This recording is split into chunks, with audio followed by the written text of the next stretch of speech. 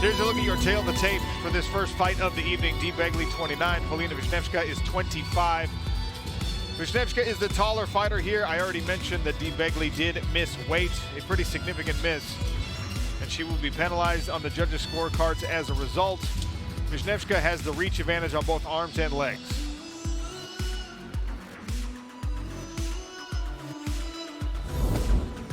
And we'll send it in to the voice of our cage here in just a moment, but what are your keys to victory, Dan? All right, so keys to victory for 𝗘𝗨𝗥𝗢𝗣. Close distance early, get the takedowns against the fence, and then chokes and strangles. She's a great grappler. She's got the weight advantage in this one. She needs to use that initiative. For Paulina, long-range striking. She's got great footwork. She's very good at holding the center and keeping people back against the fence, and that makes it much easier to defend those takedowns. And now to get us started, Andy Shepherd. Ladies and gentlemen, welcome to Newcastle. Welcome to the 𝗘𝗨𝗥𝗢𝗣𝗘 Arena. And welcome to PFL Europe. Tonight we continue our regular season contest as our fighters follow their journeys to European titles and $100,000 checks. We start tonight with a regular season bout in the women's flyweight division. Introducing first, fighting out of the blue corner. She is an MMA specialist and stands 5 feet 6 inches tall. She weighed in officially at 125.1 pounds and holds a perfect record of 2 wins and no losses. Fighting out of Warsaw, Poland, Paulina Wiśniewska.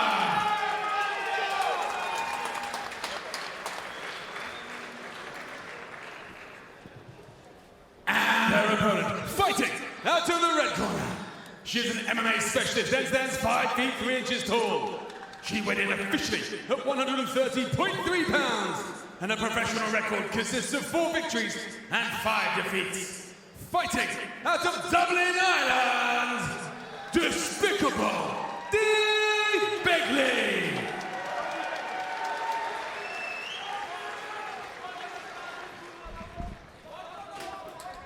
The referee, Judge 𝗘𝗨𝗥𝗢𝗣𝗑.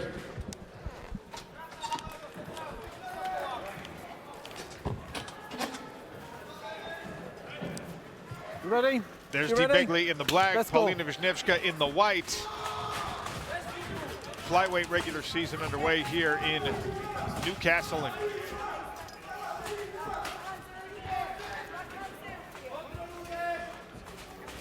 I want you to keep an eye on the lead hand of Paulina. She's very good at using that as a measuring stick to hold her opponents back outside of their range where they can't reach her. There we go, look at that beautiful stinging jab to the forehead. Very quick off the mark. Nice right hand, but a good combination on the counter from 𝗘𝗨𝗥𝗢𝗣𝗑. Wiśniewska just tested that head kick. Just show it to her. Show that reach. Show from where you can touch her and she cannot touch you. 𝗘𝗨𝗥𝗢𝗣𝗑 with the side kick to the midsection. Test an overhand right. Different looks from both fighters here. I wonder in this fight if 𝗘𝗨𝗥𝗢𝗣𝗑 is going to open up with her striking, because she doesn't mind if this fight hits the floor. She would much rather be in top position, but of course she's going to be able to sweep and scramble and try and get to top position, especially if she thinks she's the stronger of the 2 fighters. There's a couple different schools of thought on a weight miss. Is it something you can use to your advantage? Is it an indication that your conditioning wasn't where it needed to be? Is it an indication of maybe an injury in camp? What's 𝗘𝗨𝗥𝗢𝗣𝗑 thinking on those terms right now, Dan? That's a good question. I mean, she really tried to make weight. She came down at 5 minutes to the end of the weigh-in to step on the scale. She did everything she could. Incredibly apologetic, and also very thankful of her opponent for accepting the percentage of her purse to step in there and fight her. The point deduction as part of the PFL Europe rule set for the weight miss translates to 𝗘𝗨𝗥𝗢𝗣𝗑 needing to win every single round or get a finish in order to progress to the playoffs. So it puts a little urgency on the Irish fighter here. A lot of urgency, especially given the fact that even if she wins 2 rounds, 10-9. Oh! Digging right hand there from Wiśniewska has been looking back, and now the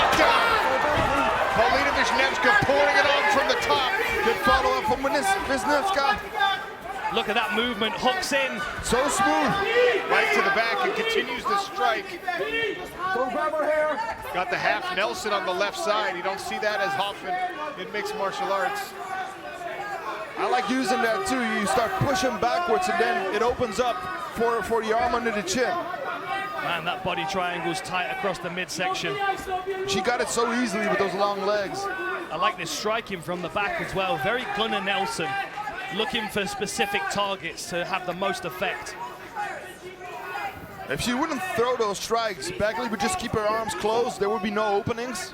Now she gives away a lot of openings for Wisniewska to look for the rear naked.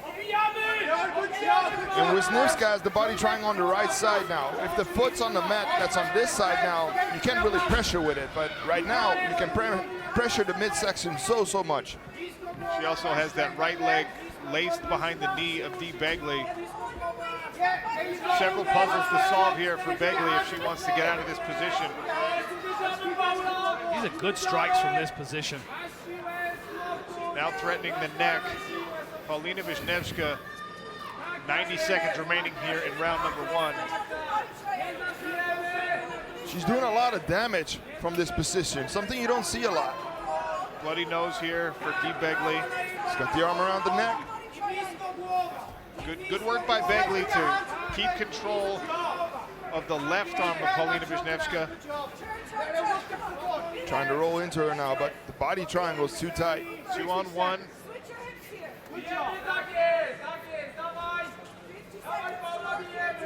Begley's trying to put pressure on the legs of Wisniewska, trying to get them open this way.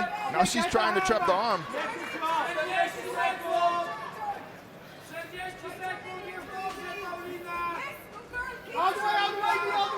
She's gonna roll into her. She's gonna end up in the guard, I think. Nice elevation there by Wisniewska. This is a good control from Wisniewska. Yeah, those long legs. That body triangle starting to feel some pressure though. Look at the toes just tucked into the back of the knee. Credit to 𝗘𝗥𝗥𝗣𝗘 for the strong defensive work. This is a long time in a single round to have to deal with this kind of a problem on your back. Especially after, you know, that knockdown. Then ending up in this position. Good job to survive the first round by Bagley. Round 1 in the books. Back to the corners they go. Iconic voice in British combat sports. As we take a look at these replays, there's the knockdown. Beautiful combination there. That was a really nice combination. And look at the footwork as well, as she's moving forward with her feet as she's striking. And then we're going to get the back take here in this next replay, I believe. Really slick work on the tight waist. Far side hook, near side hook. As 𝗘𝗥𝗥𝗣𝗘 rolls through, you can see those hooks stay tight, and then Paulina's going to switch to a body triangle, which further secures that position. Intriguing start to the night here in Newcastle. That's 𝗘𝗥𝗥𝗣𝗘. You ready? Fedor, you ready? Let's go. Paulina Wisniewska in the white.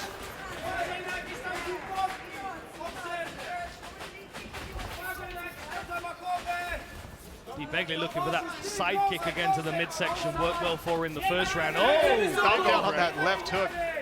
Nice lead to the combination. Wisniewska shrugs it off. Oh, big right hand from Wisniewska.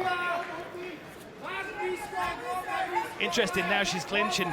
Good head position here, but that shows you that she feels confident from that first round being on the ground. Oh!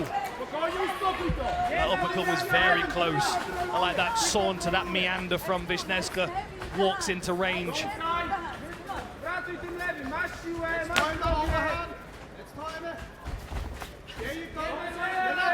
Popping in again, lead high leg, followed by the overhand right.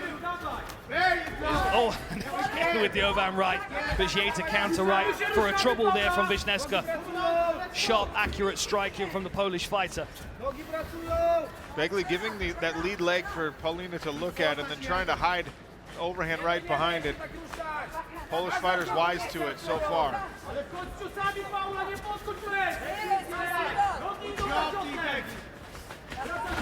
This is better work from 𝗘𝗥𝗥𝗣𝗘 in this round. Good lead hooks here from Begley. Look for Wisniewska to time that overhand. The way she's blocking it, she's going to time it and throw her right hand again, I think.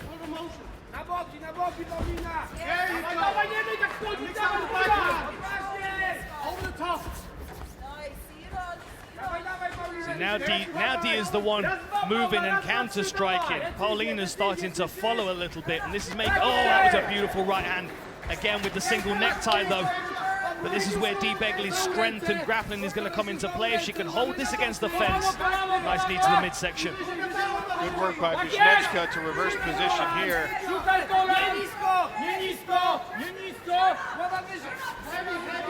It's always a difficult spot to be in as the taller fighter. You want to get your forehead under the chin of your opponent, but being that much taller, it's not an easy thing to do. Stefan Struve, what do you know about being the taller fighter? A thing or two. That happened a couple times in my career. Strong body lock here from Paulina Wisniewska. She's really hunting for the takedown now. Round 2 halfway gone. Sharp knee to the midsection. Yeah, that was a good knee. That got a reaction from Dee Begley. And you can see that with the knee shield that she's pulled across the the center line of her opponent. But now you can see Wisniewska's trapped that leg. She's got the underhook. She could potentially be looking at circling her opponent off the fence here, almost. Good balance by Begley. Big left hand there by Begley. Begley not afraid to engage.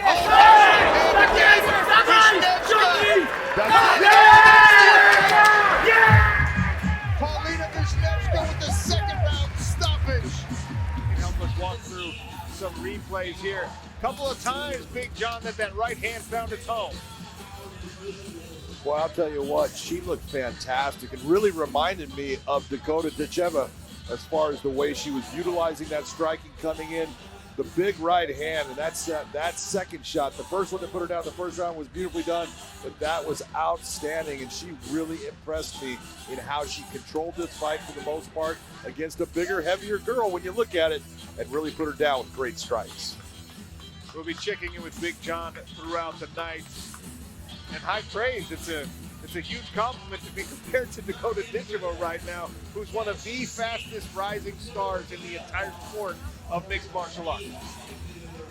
One of the best strikers in women's MMA right now, and when you're at the end of that reach, when she connects right there, you're going down. I don't care who you are. Beautiful job by Wisniewska. Ladies and gentlemen, referee Derek Hickey calls a halt to the action at 3 minutes and 8 seconds of round number 2. Declaring your winner via TKO, Paulina Wisniewska!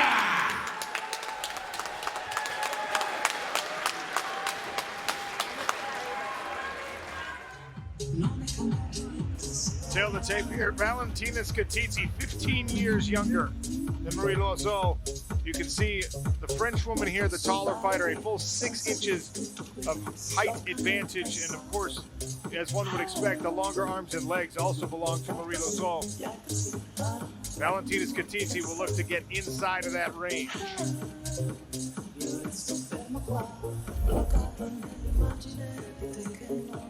Getting inside of that range is correct. Valentina 𝗘𝗨𝗥𝗢𝗣𝗘, keys to victory, power hooks. She's very dangerous on the inside. Threaten with takedowns as well to keep her opponent guessing, and of course, attack the body, slow that opponent down. For Loiseau, it's almost exactly the opposite. Straight punches, manage the distance between the two, avoid the clinch, and that front kick to the body can not only measure distance, but can do damage.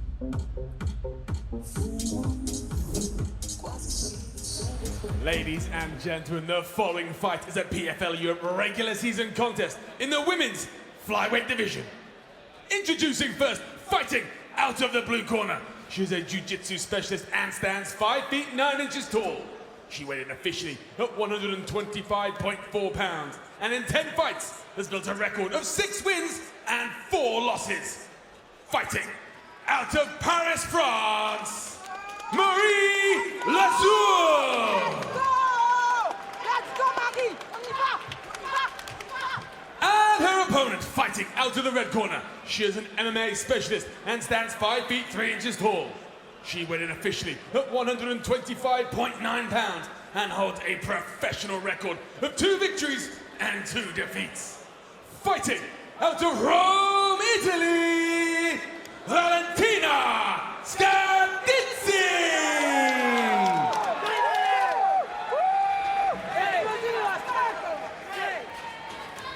The referee in charge, 𝗟𝗘𝗥𝗢𝗣𝗘. 𝗟𝗘𝗥𝗢𝗣𝗘 back on duty for this one. 𝗟𝗘𝗥𝗢𝗣𝗘 in the white trunks. There's Valentina Scardizzi in the black. You ready? You ready? Let's go. Southpaw stance, and Scardizzi gets right to work. Straight into that pocket with the power punches. She does not mess around. She's a little tank. Right, and it was the same last year. You know, remember that regular season, the opener of the regular season, where she had a war with Lizzie Havers, who's on the card later today. She is a game fighter, just like her brother Daniel Scardizzi. Brother and sister in the same bracket, same regular season. It's really cool to see them both training together as well. She's landing some good shots there. As you said, Dan, same kind of matchup last year with Lizzie Havers. Her opponent tried to take her down, Dan, but she wasn't successful. Good pressure here by Scardizzi. The chopping right hands get through to a longer one. 𝗟𝗘𝗥𝗢𝗣𝗘 trying to keep Scardizzi out at the end of the punches, but Scardizzi having none of it. So difficult, especially when you've got someone that's shorter than you. Even if they can threaten with a takedown, it can make it very difficult to judge what your reaction should be. Do I jab? Do I sprawl? Do I move away? You know, you've got to make a decision at some point, and sometimes it can be the wrong one. And when Scardizzi's wading in with power punches, you have to be very careful. It's a style that's near and dear to my heart. How come, Sean? How come? Just fun to watch, Stefan Struve. You were. A lot of fun to watch, my man. Weigh-ins and fights, Sean. Scardizzi now pressuring, but 𝗟𝗚𝗡 does a good job with that underhook. Swapping positions here along the smart cage barrier. Scardizzi gets the leg between, uses that to leverage over, and now the left hand goes to work. Good short shots on the inside here, and 𝗟𝗚𝗡's arm is trapped over the back, over the head of Scardizzi, which means she's only got one hand to defend herself, at the same time as trying to keep herself from getting collapsed down into that corner of the fence where she's going to struggle to get back up. She wants to let go of that head and use it to push herself up. Scardizzi's using her weight and pressing 𝗟𝗚𝗡 against the fence to keep her there. Back to her feet, both feet on the ground, I should say, for 𝗟𝗚𝗡. Scardizzi trying to circle to the back here. She's trying to squeeze herself to the back with pressure. You can see 𝗟𝗚𝗡 doing a good job of staying square to her opponent, keeping her base low, so it's making it difficult for Scardizzi to put her to the floor. She can put a ton of pressure with her legs. Tree trunks for legs. Halfway through round number one. Women's flyweight regular season contest here. It's good head precision as well by Scardizzi. Bilingual corner as well, it's worth noting. We've got Italian from the brother Daniel Scardizzi, and then we've got English with a beautiful Irish accent from Dave Roach, the coach of SPG. This is good work, and she's in her corner as well, which is ideal for coaching.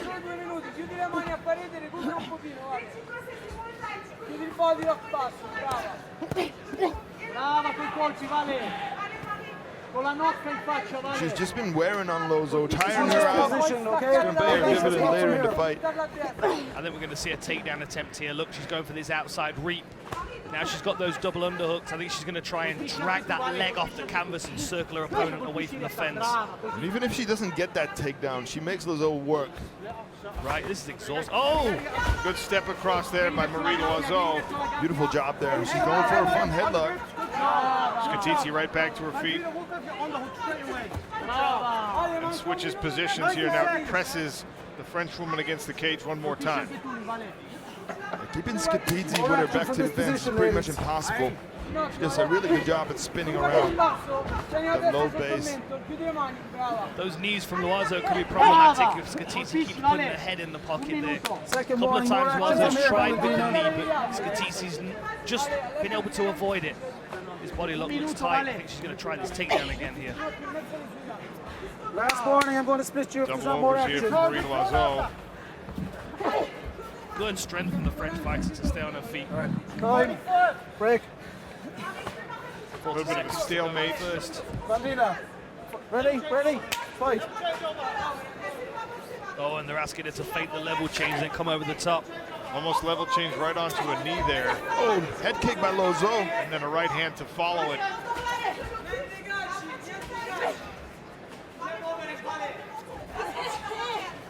Figured it worked, try it again, but 𝗘𝗨𝗥𝗢𝗣 saw it coming this time. Oh, that was a good body kick. It's a good way to switch it up. When 𝗘𝗨𝗥𝗢𝗣 is expecting the head kick and then she goes to the body, you can do a lot of damage then. Valentina 𝗘𝗨𝗥𝗢𝗣, Don't grab the definitely cage. hard to put away. End of round one here. So let's take a look at this. Short right hands over the top, doubled that up. And it's the speed at which the punches come. There's the right hand that went over the top. And then she charges into range. Tries to work for a takedown, but you can see 𝗟𝗨𝗦, given as good as she got here, she kept her balance well. Was able to scramble back to her feet, not get grounded for very long. Let's see what this second round holds, see who the fresher fighter is, because 𝗟𝗦𝗡's now had a good feel of her opponent. Essentially knows what to expect. Fresher fighter is a very good question. There's a lot of energy expended there against that cage. As we get ready for round number two, we'll bring in Big John McCarthy. How'd you score round one, Big John? That was a simple one for me, Sean. You got to give that to 𝗘𝗨𝗥𝗢𝗣, 10-9. She was in control of the round. She landed the better shots, better grappling overall. So we'll see what happens here in the second. Aggression once again from 𝗘𝗨𝗥𝗢𝗣. She just missed with the big left hand, but connected this time. Lozo found a nice weapon in her right leg. She's timing the knees, she's throwing the kicks. Eats a right hand from 𝗘𝗨𝗥𝗢𝗣, who continues to bowl forward. It's good forward now by Lozo. It's really difficult against a fighter like 𝗘𝗨𝗥𝗢𝗣, who just keeps pressing forward. It was a good outside low kick from 𝗘𝗨𝗥𝗢𝗣 there. Brought redness on the lead leg of 𝗟𝗨𝗦 straight away. It's a good way to mix it up by Lozo. Don't just go to the body or the head. 𝗘𝗨𝗥𝗢𝗣's switching stances here as well. Now she's in an orthodox stance, which has taken away that body kick that 𝗟𝗏𝗦 was starting to have success with. Ran herself right into a straight right. And it's a downward straight right because of the low stance of 𝗘𝗨𝗥𝗢𝗣 and the height advantage of 𝗟𝗨𝗦. Changes the angle on that punch pretty significantly. And now she switched back to southpaw, but you can see 𝗘𝗨𝗥𝗢𝗣 circling away from that power kick and now back to orthodox. I expect her to feint a level change here and come over the top with that right hand. That's what the corner have been calling for. Ooh, jab there by 𝗘𝗨𝗥𝗢𝗣. She's got to be careful because 𝗟𝗏𝗦 is able to place those punches on her face even as she's moving in and level changing. Nice uppercut. Angle uppercut there. Put a right hand over the top from 𝗘𝗨𝗥𝗢𝗣. This really is the distance where Lozo have gotten comfortable in the fight. And the style 𝗘𝗨𝗥𝗢𝗣 has is, it takes a lot of energy to keep that up for 3 rounds. That was a good straight to the body. I like the work to the body from 𝗘𝗨𝗥𝗢𝗣. There it is again, straight right to the body. Tries to go back to it. Once again to that southpaw stance. Got to be careful trying to sweep that kick away and exposing your head. She could step in a couple times already by 𝗘𝗨𝗥𝗢𝗣. Body shot again, sinks it into the midsection. Tried the hook as a counter. Body kick came again, this time slower. Now 𝗘𝗨𝗥𝗢𝗣 chasing down that right hand. This is where 𝗘𝗨𝗥𝗢𝗣 wants to be with the height difference. Much easier to get head position if you're the shorter fighter as well. But unless your opponent's really tall like Stefan Struve, then you got head pressure into the chest. He's not that tall. He is for me, Sean. I'm only like 5'6". Sean, you wouldn't be able to reach my head. Let's keep it at that. Got this high crotch attempt here. She's just not in a very good position because you can see 𝗟𝗏𝗦's managed to squeeze that underhook into position, which is going to nullify that takedown attempt. And just for a moment, 𝗟𝗏𝗦 got space between her and the fence. Nice knee to the midsection. Wrist control here from 𝗘𝗨𝗥𝗢𝗣. I want to see you try and use that left hand not only to keep it there, but to work off of it. Because when you hold that left hand, you can decide when you let go and land with the short left hands. 𝗘𝗨𝗥𝗢𝗣𝗘 pressing 𝗟𝗨𝗏𝗡 to the smart cage barrier, working these knees. Let's check in with Gareth A. Davies. Hi, gents. Well, I'm just beside 𝗘𝗨𝗥𝗢𝗣𝗣's coaching team here, and her brother, 𝗘𝗨𝗥𝗢𝗣𝗣, one of her coaches, and Roach, of course, her Irish coach, are urging her to change levels, throw that big overhand right, and get in close, because hands-on is what she wants, because they really do feel, and I know that the team feel, with the 15-year age difference, obviously Loiseau is 43, that she can take advantage by sapping the strength of the Frenchwoman. She doesn't want to fight this at range. Thank you, Gareth. Strong advice from the corner, as one would expect from the SBG team. And Valentina 𝗘𝗨𝗥𝗢𝗣𝗣 right now executing that hands-on plan, continuing her pressure. We've got a good crew here for the fights tonight. Not just you two guys, but Gareth A. Davies, Adam Smith as well. Big John, when we need John, him. of course. Andy Shepherd, because we can't leave him out. Can't leave Andy Shepherd out. He'll get mad about it. Gareth Davies has been around longer than the three of us together, guys. That's very true. That's very true. He'd probably be a good corner man at this stage in Gareth's career, I think. All right, let's have a look at these body shots. There's that straight right. Sinks into the midsection, because you can see Loiseau moving her head away sometimes as 𝗘𝗨𝗥𝗢𝗣𝗣's drifted into range, which leaves the body there exposed. And she sunk those right hands a couple of times. I like the variety. She's got to do something with this work against the fence, though, because the referee is going to keep pressuring her to work. She can't keep holding here, and I would say that she's slowing herself down with this kind of work rate as well. Loiseau seems to be in great condition. Both of these ladies are breathing heavy, but all to play for in this last round, I think. You ready? You ready? Let's go. 5 more minutes, potentially. 𝗘𝗨𝗥𝗢𝗣𝗣 comes out this time in the orthodox stance. Who's got most left in the tank? Who wants it the most in the third round? It's really a mental fight when it comes to this. Big John McCarthy, does Marie Loiseau need a finish in round 3? You know, absolutely, Sean. In my opinion, she absolutely needs a finisher, because 𝗘𝗨𝗥𝗢𝗣𝗣 has taken the first 2 rounds. She's up to 2018. The real problem she's having, and I'm seeing, she's having a problem with the length of Loiseau when she gets into her. Loiseau's so long that when she goes to elevate, she's scraping the ground, scraping, you know, against the cage, and that's keeping her on her feet. She's got to figure out a way to get her down to the ground. Thank you, Big John. It was a good knee by Loiseau. He started grab that clinch. She's doing a good job fighting long now in this third round. And it's a good point by Big John. Of course, 𝗘𝗨𝗥𝗢𝗣𝗣's pressuring into the fence and trying to somehow elevate or reap the legs of Marie Loiseau to get this fight to the floor. But because of the height of the French fighter, she's always able to get a foot to the floor and maintain her balance. Valentina 𝗘𝗨𝗥𝗢𝗣𝗣 is throwing. There's the power. It's the second overhand right she has landed here in this third round. Marie Loiseau refusing to go away. Oh, nice front kick right up the middle. We saw last year that 𝗘𝗨𝗥𝗢𝗣's got an incredible chin on her. Took it like it was nothing. She's got some swelling over that eye as well. She keeps getting caught with that sniping right hand of Marie Loiseau. It doesn't seem to be discouraging her too much. Oh!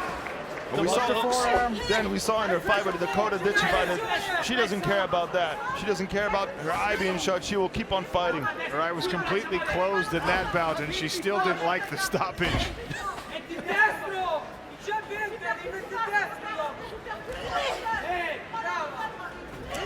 Nice, 𝗘𝗨𝗥𝗢𝗣𝗣's throwing that right hand with bad intentions. I like the low kicks from Loiseau, but even if the low kicks are landing well, you've got to think of it from a judging perspective. What looks most impactful, the counter low kick or the fact that she's getting cracked in the face with that right hand and knocked backwards?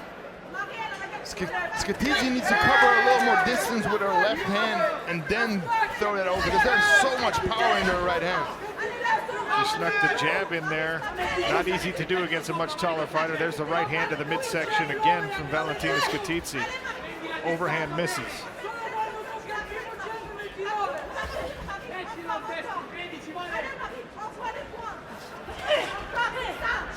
We've got lead body kicks here now from Marie Loiseau. Oh, good timing on the level change. Great sprawl here by Valentina 𝗘𝗨𝗥𝗢𝗣𝗘. Anaconda choke from 𝗘𝗊𝗥𝗍 maybe. This could be dangerous. 𝗚𝗨𝗨 trying to back her way out of this. And she dragged her down. And she's got knees as well. She's got to be careful here. Now the hands down. She can't throw knees. But she does have that figure 4 position locked up. Hands off the mat. Knees are again available to her. Got to wonder, hands down again. You've got to wonder if this coaching's coming from a corner team. I would imagine it is. Final 90 seconds of this women's flyweight regular season fight in Newcastle, England. She let go of the anaconda. She still got a front headlock though. Head her arm. Going back to it, but her arms are not long enough. I wonder if she could break her posture here and drag her down. I'd be tempted to switch to either a guillotine or a tie clinch and try and get to receive some knees as she postures up. Oh, good knees from 𝗚𝗨𝗨. 𝗘𝗊𝗥𝗢𝗣𝗘 coming over the top and round the sides. Driving in with that body lock again. 45 seconds to go in this last round. It's a good knee to the body there by Lozo. It's about time we gave the judges something to do tonight. Well, they got their work cut out for them in this fight. Very close. I think 𝗚𝗨𝗨𝗧 is going to look back at this fight and see ways where she could have edged her way back into this fight at times. She's going to see how effective those body kicks were, but Valentina 𝗘𝗊𝗥𝗍𝗘's been aggressive and oppressive all the way through this 15 minutes. And we're going to hear the 10-second clapper in a second. Final 10. 𝗘𝗊𝗥𝗍𝗘 continues to pressure. Trying to break and empty the tank. Nice.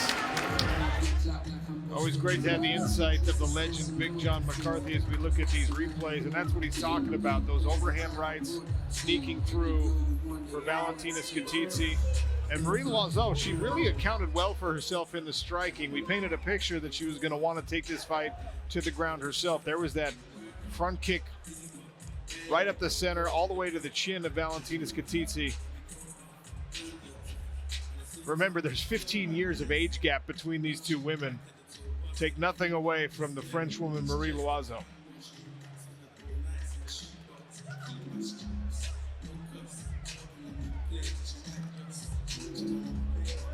All right, I think we're going to get the judges' scorecards read out here by Andy Shepherd.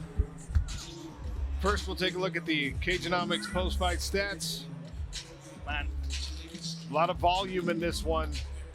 Valentina 𝗘𝗊𝗥𝗍𝗘 landed almost 100 strikes. good leg strike volume there from 𝗚𝗨𝗧, though. 27 landed. Should we go to the judges' scorecards? All three judges scored this bout 30-27 for your winner by unanimous decision, Valentina 𝗘𝗊𝗥𝗍𝗘.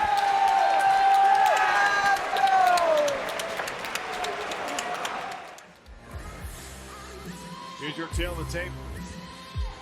𝗚𝗨𝗥𝗍𝗘 is 30 years old. Karolina Wojcik a year younger at 29. You can see 𝗚𝗥𝗍𝗘 is the much taller fighter here, 5'7" to 5'2", with almost 9 full inches of reach advantage for Lizzie 𝗚𝗥𝗍𝗘 on the arms. Also on the legs.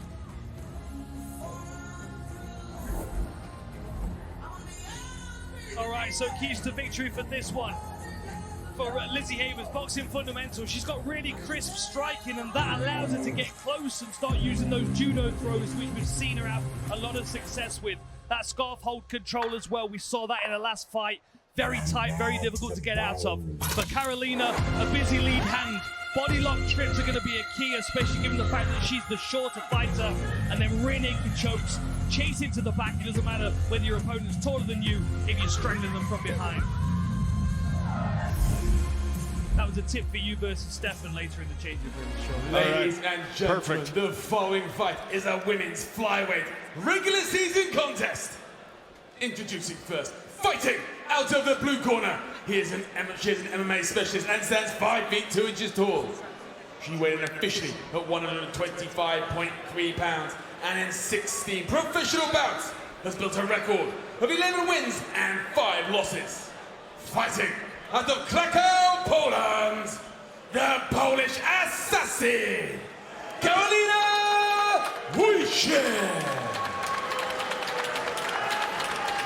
And her opponent fighting out of the red corner. She's a BJJ specialist and stands 5 feet 7 inches tall. She weighed in officially at 124.9 pounds, and her professional record stands at 4 victories and a single defeat. Fighting out of Den Bosch, Netherlands, 𝗟𝗟𝗔𝗚𝗨𝗘.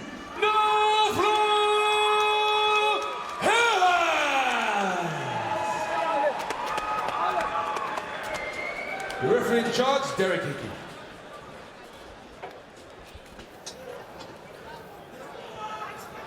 Evans in the white trunks, 𝗘𝗨𝗥𝗢𝗣𝗘 in the black. Or just You say ready the to go? Dutch woman is You ready? much longer. Let's go. No Oh, surprise. immediately. range. Straight into the business we go. And the clinch. And Lizzie's got great judo. She's got really, really good hip tosses and throws.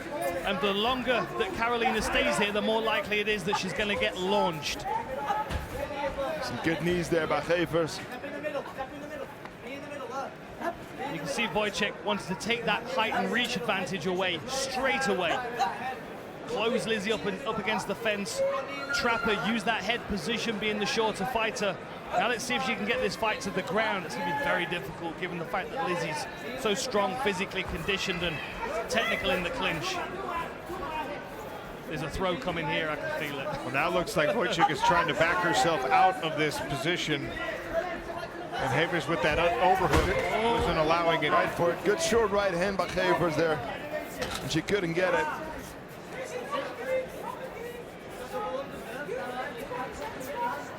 Would like to see more of the striking of Gevers though this fight. Wojciech does not want to see more of that striking because she's maintaining this body lock.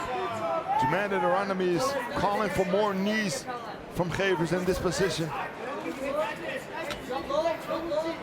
That's why we brought you in, Stefan, so you can translate the corners for us. There's 𝗘𝗨𝗥𝗢𝗣𝗘. She awaits the winner in Glasgow, September 28th. Tickets already on sale, PFLMMA.com. It's so cool when you can sit and watch your next opponent's fight on the night that you've just won. That's a tight body lock there from Carolina. Some strikes from Lizzie there were able to open up the grip. Second morning fighters, use her, I'm going to disengage you. But what we're seeing here, look, we're seeing this overhook of Lizzie. Now, most of the time, people don't want the overhook, but they want the underhook. But given the fact that Lizzie's got such good judo, she can utilize this overhook to launch her opponent. But you can see now Carolina's level change. She's on a single leg, which makes her height come into play a lot more, given the fact that she's shorter, more compact. We saw Gevers try to step across with that overhook and throw Wojciech twice. Okay, ladies, let's break. Gevers tried for an 𝗘𝗨𝗥𝗢𝗣𝗘, but Wojciech countered it by going for a single leg, but neither could finish it. Straight back to the clinch. Carolina doesn't want to play with those striking skills of Lizzie. A couple of times there, Lizzie's gone for the judo throw, and she's not been able to get it because of the low center of gravity at the base of her opponent. Not easy to toss a fire hydrant, even if you have good judo. Very true. Goes for the inside reap there momentarily. It's important in these positions to be striking. Lizzie's doing a good job here. Every time there's an opportunity, she catches Carolina with a few shots, and if very little's happening in these exchanges, that's an easy way of winning on the scorecards, because of course damage is a high scoring criteria. Control up against the fence is secondary to strikes. Oh, that was a good shoulder strike. I understand that Gevers wants to be in this position because this is her bread and butter, but Wojciech's doing a great job in the defense. I really want to see more striking today out of Gevers. Stay long, throw the teeth. She's got to extricate herself from the grasp of Carolina Wojcik in order to throw those strikes. Nice right hand. It's the hold. Wojcik walks across the cage to try and get herself into a more favorable position. Trying to end up on her knees. 𝗘𝗨𝗥𝗢𝗣's looking for an armbar, but Wojcik back to her feet.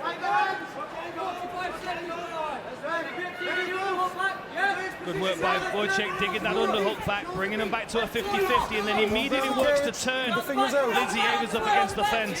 Wojcik's taking back. Oh, beautiful throw there. Good recovery by Wojcik, who tried immediately to climb to the back of Lindsay 𝗘𝗨𝗥𝗢𝗣. Big scores, 𝗘𝗨𝗥𝗢𝗣.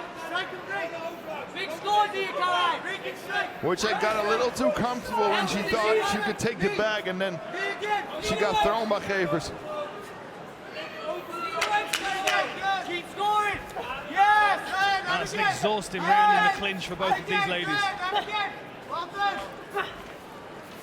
Final few seconds of round one. So let's take a look at this.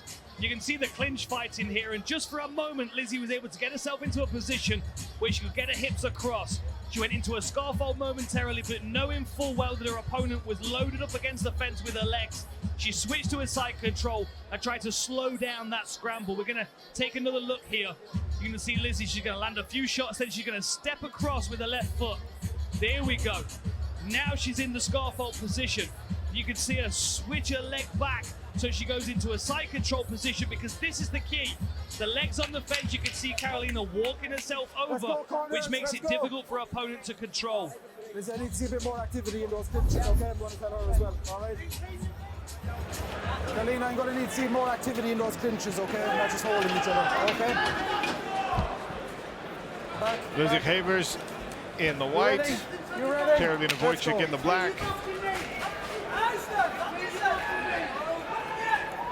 Round two underway here in Newcastle upon Tyne. As we take a look at the stats, good right hand there from Wojcik. A lot of stalemate, a lot of clinching in round number one. Big John McCarthy, how did you score it? The real grappling that was effective. The takedown by Evers, beautiful job with that. She landed the cleaner strikes. I have her up 10-9. So Big John says Lizzie 𝗘𝗨𝗥𝗢𝗣 gets round number one. And now she is trying to stay longer, pumping that jab out. Good low kick. That's what Jermaine and Durandam is asking of her. When Jermaine asks you something, you do it. That goes for everybody. That's your right hand there by Wojcik. That was nice. I'd be interested to know where the nickname of Lizzie comes from. Maybe that's something you can find out for us, Stefan. Strong jab as well from Wojcik. And then she goes to the body. Nice. So dirty boxing. If I'm fighting someone whose nickname is No Flow, that means that you can't do light sparring with that person. They're going to try and take your head off every time. We're going for that head and arm here. Is she going to try the judo throw? Works the knees instead. This is good control here. I like that head and arm position. Very, very difficult to use that in MMA, but with Lizzie's judo, you can see her having success with it. She's having success in the striking, so I see some frustration in her corner that she's going back to this position now. I can understand. 2 minutes gone in round number two. Watch your eyes, Carolina. Watch your eyes, Carolina. Good body shots there from Lizzie as well. More of this dirty boxing in the clinch, and I believe that Gareth A. Davies was listening in on the corners. Gareth, what were you able to gather?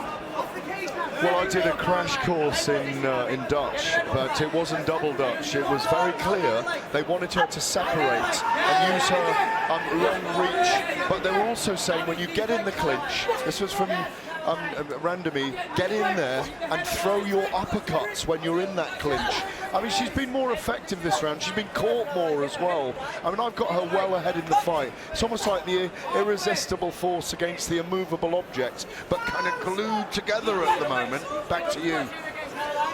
We did see those uppercuts as well. Sorry, Sean. The good luck on 𝗟𝗨𝗥𝗢𝗣 has run out because nobody got wobbled while he was speaking. Time to get rid of him? Just kidding. So we'll thank Gareth for his services tonight. You're off duty. I'm amazed he learned Dutch in a minute. Second warning, let's do more from here. He's had some Dutch friends for a long, long time, though. Oh, is that right? Is that right? This is good clinch work from Lizzie. 2 underhooks there. It's going to be difficult because 𝗘𝗨𝗥's so much smaller. Trying to force her left leg in between the knees of 𝗟𝗨𝗥𝗢𝗣𝗘, but true to what Stefan Struve is alluding to, 𝗘𝗨𝗥 just kind of hunkers down. She's already 5 inches shorter, lowers that center of gravity, and negates what Lizzie Havers is trying to do by getting underneath her hips.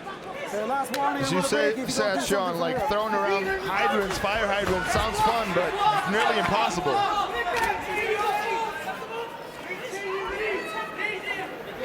Better work from 𝗘𝗘𝗥 here.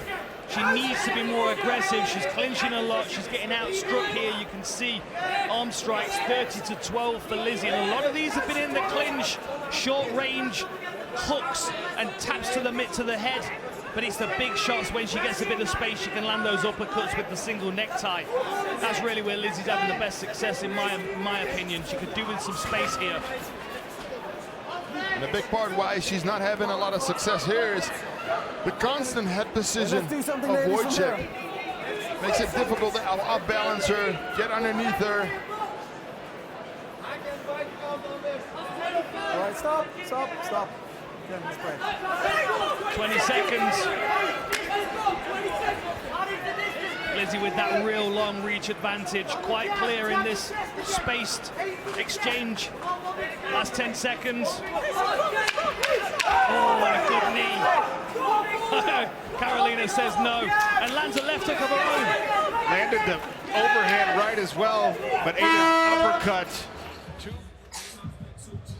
Nice jab there. Just kind of glanced off the forehead of Lizzie, but then she returned with that uppercut from the rear hand. Nice right hand over the top there again by 𝗘𝗘𝗥. She's having success on the outside when she has the confidence to be there. She's spending a lot of time in the clinch though, and Lizzie doesn't mind being in the clinch because she's got judo, she's got clinch strikes. That was a lovely knee. Carolina says no, but we saw it land, Sean. Is that something that comes with experience and maturity, do you think? Do you think that's something that Lizzie learns from in this fight? Yeah, 100%, and she's got one of the best teachers, training partners in the world to teach her that, but the only way to really learn it is to be able to do it in the cage. Let's go. I'm feeling self-conscious that I never learned that in 32 front fights. Yeah, but you had power, Sean, you were fine. You know, Sean, we are happy that you never learned that, and I think you are, because in the end, you won $1 million with that style. Lizzie Havers in the white trunks, 𝗟𝗨𝗥𝗢𝗣𝗘 in the black for one more 5-minute round here. And Big John McCarthy will tell us how he has it scored through 2 rounds. Big John. Well, through 2 rounds, I have Havers up 20-18. I think 𝗘𝗥's got to do something different than just get in the clinch, because when she's getting in the clinch, she's not able to do a lot of effective fighting. She can't get her down. She has landed on some exchanges, but not the heavy strikes that you're looking for. So right now, I have Havers up 20-18. Good work by Havers. Every time 𝗘𝗥 tries to get close enough to throw that strike, the right hand comes or the jab comes, interrupting that forward motion. The power again from 𝗘𝗥, but Havers connected as well. That time Havers overcommitted, ran into it, being goaded on now by 𝗘𝗥. I love it. The battle for the PFL shield in the center of the cage. There should be bonus points for the longer time you can spend in that center circle, I think. Look at that footwork. Lovely work by Lizzie. That's where you can tell that there's Muay Thai expertise in her corner. That step across there, look, you can see it again. She lands a jab, but eats a counter. Bloodied the nose of Carolina 𝗘𝗥 here. Nice right hand over the top, but Lizzie kind of took it on the side of the head. She was able to turn her head away from it. That Canelo style of absorbing punches, taking the power off of him. I was always good at absorbing punches, Sean. That was one thing I didn't ask you in my career. Preaching to the choir on that one. Big overhand right there by 𝗘𝗥. she's landing the much better strikes this third round. And it's all coming off of her motion, making Lizzie Havers try and chase her down, and then planting her feet and throwing. Better work there by Havers. There's a 1-2. Yeah, Carolina's just able to circle past the lead hand of Havers when Havers, oh, that was a good attempt. Maybe to the body next time, that might have landed better.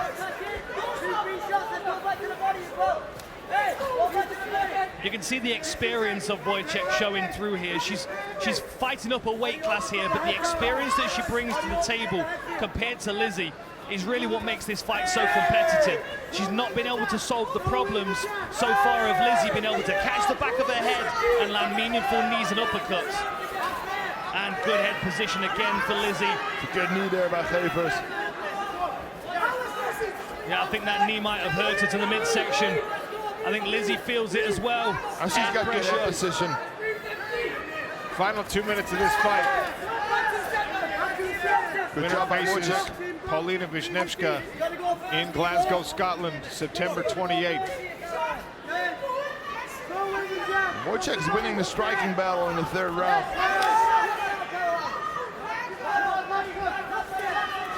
There's Paulina looking on.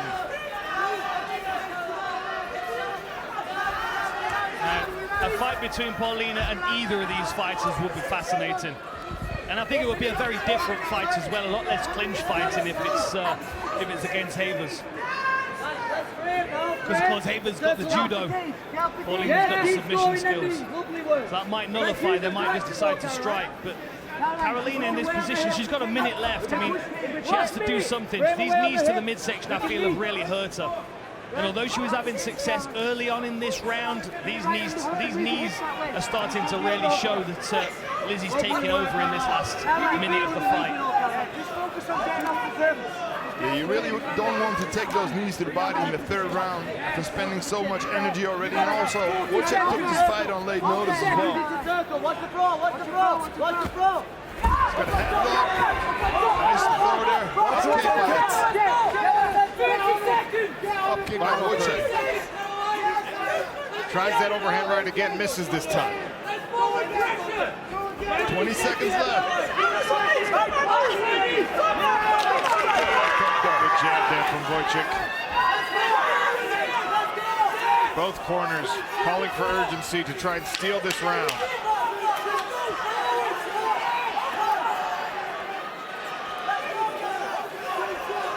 They swing away to the final bell.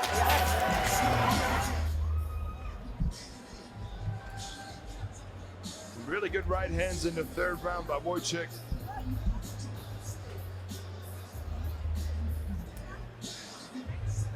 Good right hand by Havers there. Ladies and gentlemen, after 3 rounds of action, we go to the judges' scorecard. All 3 judges scored this bout 29-28 for your winner by unanimous decision, Carolina Wojciech. Wow, fascinating. Carolina Wojciech gets the nod. We have an all-Polish affair. Glasgow, September 28th. These 2 ladies will face off for the playoffs. The winner of this fight will then progress through to the championship, trying to get their hands on that European title and $100,000. That is going to be a fantastic battle. All Polish affair. Ladies and gentlemen, make some noise for your winner, Carolina Wojciech. Take a look at the women's flyweight bracket. An all-Poland matchup happening in Glasgow on September 28th after Carolina Wojciech wins via decision. We'll find out later who Valentina 𝗘𝗦𝗔𝗚 faces in a playoff fight. Oh, this is going to go down, this one is. And you can see the corner team, you can see the corner team telling Chanel to calm down here. 23 years old is 𝗟𝗘𝗥𝗢𝗣. Most of the time she's the younger fighter. That's not the case here. Mariam Turchinova is 21 years of age, 2 inches taller for the Georgian, but the longer arms and legs belong to 𝗟𝗘𝗥𝗢𝗣𝗔.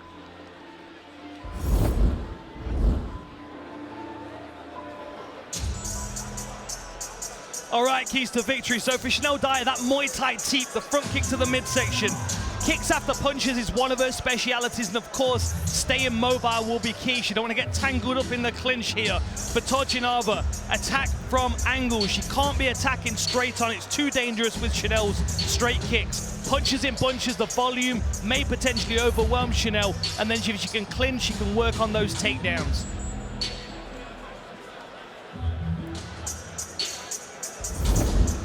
Ladies and gentlemen, the following fight is a women's flyweight regular season bout.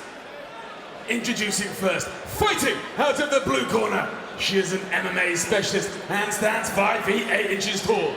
She weighed in officially of 125.7 pounds and holds a record of 9 wins and 2 losses.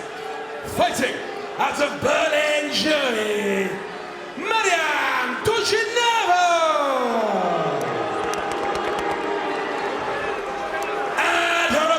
Fighting out of the red corner, she's a Muay Thai specialist and stands 5 feet 6 inches tall.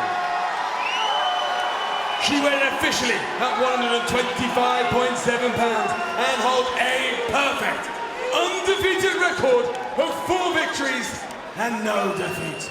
All 4 wins coming by way of stoppage.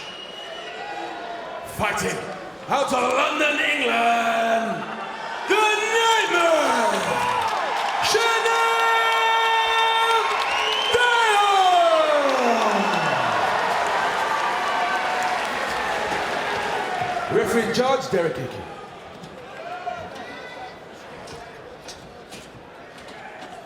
𝗘𝗨𝗥𝗢𝗣𝗢 in the white, Chanel Dyer in the black trunks. You ready? You ready? Let's go. Flyweight regular season contest here in 𝗘𝗨𝗥𝗢𝗣𝗘. I am on the edge of my seat for this, and I feel like I may abandon my seat in the next 2 minutes. I was not expecting these two to be so aggressive towards one another. And I think Mariam's going to be playing mind games all the way through this fight. She's going to be trying to distract Chanel, rile her, trying to get her to lose her composure. And that's going to be a real test for Chanel. You've already seen 𝗘𝗨𝗥𝗢𝗣𝗑 switch stances twice here.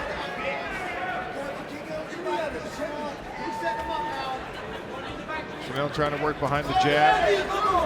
Valentina Skitidze, victorious earlier tonight, will face the winner of this fight in Glasgow, Scotland on September 28th. It's great movement there by Dyer. Move away from the fence, not allowing 𝗘𝗨𝗥𝗢𝗣𝗑. Beautiful push kick there. There's that Muay Thai teep, stabs into the midsection.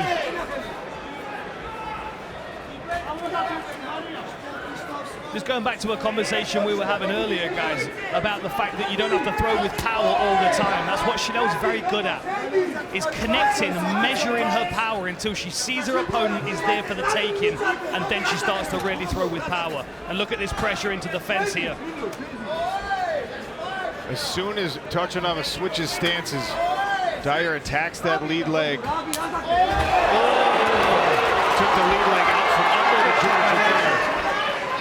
And then the combination on the stand-up. That's got 𝗘𝗨𝗥𝗢𝗣𝗅's attention. See, she's hands down. It's like she's trying to draw Chanel into throwing hands. I think she might try and level change. Chanel's got to be cautious of that as she gets confident with her striking here, but those low kicks are already doing real damage to that leg of Mariam 𝗘𝗨𝗥𝗢𝗣𝗑. Can't afford to take too many more. Well placed are these low kicks as well for Dyer. Good head movement there by 𝗘𝗨𝗥𝗢𝗣𝗑. I love how Dyer repositions herself after every action. She's ready to fire again.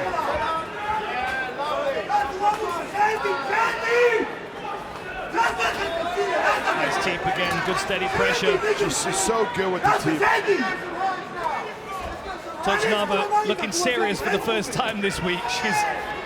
Oh, now she's trying to clinch. Good frame by Chanel, good footwork. Beautiful job there again.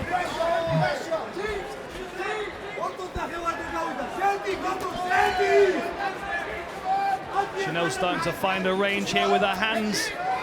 You see the touching with the kicks over and over again. Racking up points, damaging the legs. Mariam 𝗘𝗨𝗥𝗢𝗣𝗑 just continues to run these laps around the cage. 2-3 times they've already circled past the broadcast position. Barely missed with the head kick there. Good head movement there. Tried the push kick to the face. I think 𝗘𝗨𝗥𝗢𝗣𝗑's now started to realize this might be more difficult for her to get into than she anticipated. Like, you've got to think she's had 11 fights compared to the 4 that Chanel's got. And she's been running through opponents as well, but this is a different level for 𝗘𝗨𝗥𝗢𝗣𝗑, as well as for Chanel, of course, but a lot of people are looking to Chanel in this bracket to be the one that sets the level for the women's flyweights. I'm willing to say that there's very few women on the planet that are able to deal with this kind of stand-up. The kind of stand-up Dyer is showing, it's phenomenal. Nice body shot there, she's very sharp, and it's a constant work rate as well. Back time.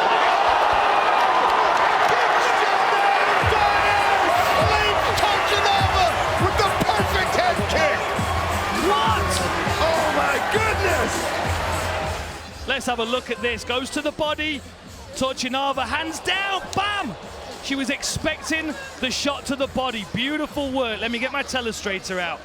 Here we go, here we go. So we're gonna watch this. We're gonna watch 𝗘𝗨𝗥𝗢𝗣𝗑's hands drop here.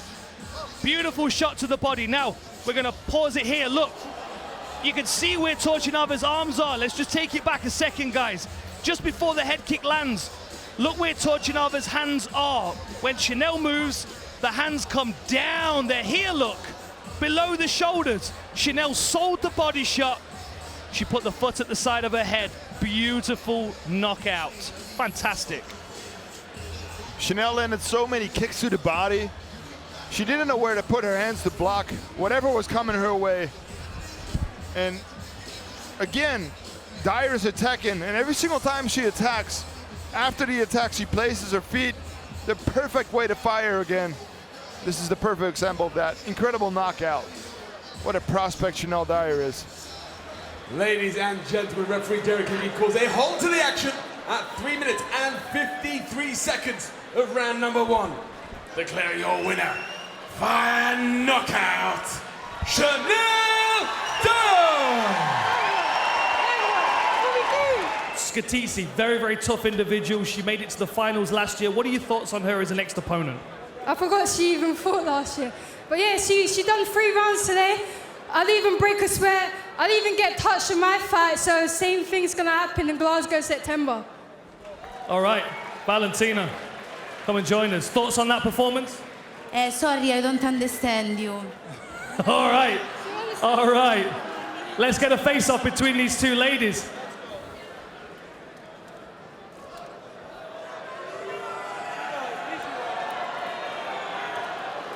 Might need to call security in here in a second. These two ladies are dangerous. This is the playoff bracket for Glasgow, September 22nd. Chanel Dyer taking on Valentina 𝗘𝗨𝗥𝗢𝗣𝗑.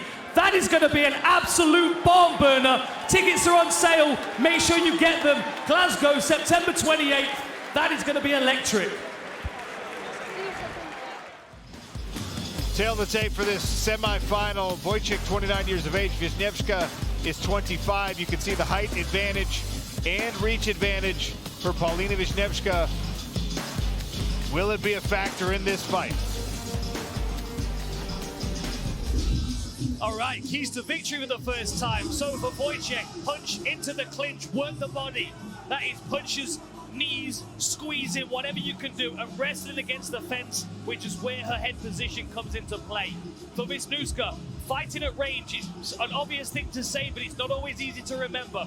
Hard low kicks to take away the base, and then knees in the clinch when she finds herself there.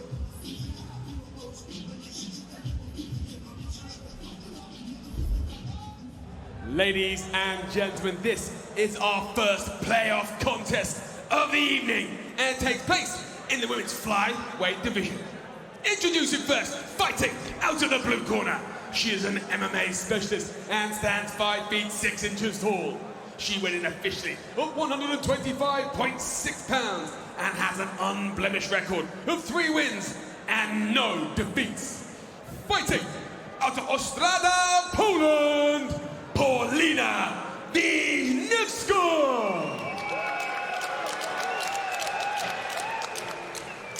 And her opponent fighting out of the red corner. She is an MMA specialist and stands 5 feet 2 inches tall.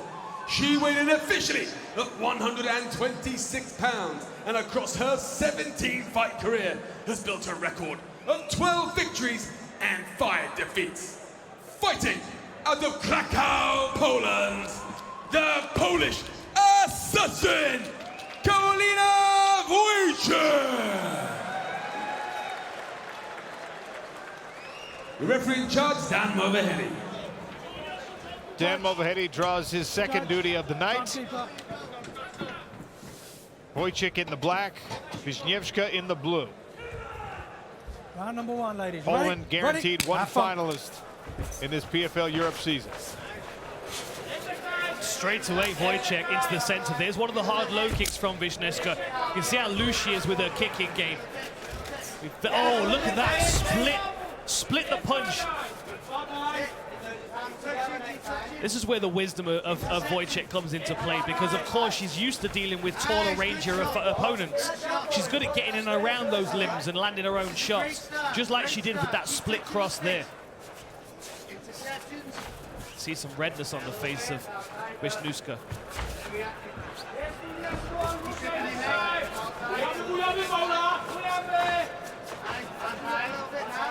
Paulina pawing out that long reach, trying to keep Wojcik at bay.